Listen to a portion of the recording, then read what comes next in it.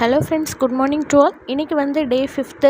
இன்றைக்கி வந்து பார்த்திங்கன்னா நான் விபூதியால் வந்து முருகருக்கு அபிஷேகம் மாதிரி பண்ணியிருந்தேன். விபூதியால் நம்ம அபிஷேகம் பண்ணும் பொழுது என்ன பலன் கிடைக்கும்னு பார்த்தீங்கன்னா எல்லா விதமான ஐஸ்வர்யங்களும் கிடைக்கும்னு சொல்லுவாங்க. ஸோ அதுதான் நான் இன்றைக்கி பண்ணியிருந்தேன். முருகருக்கு வந்து பார்த்திங்கன்னா ஷட்கோண கோலம் ரொம்பவுமே சிறந்ததுன்னு சொல்லுவாங்க போடுறது. இது மாதிரி ஒரு ஸ்டார் கோலம் போட்டு சரவணபவன் சொல்லிட்டு அந்த மாதிரி நம்ம போடணும். சரவணபவ கோலம் போட்டு நம்ம ஒரு எழுத்துக்கு மேலேயும் வந்து 6 அகல் தீபம் வச்சு தான் ஏற்றணும்.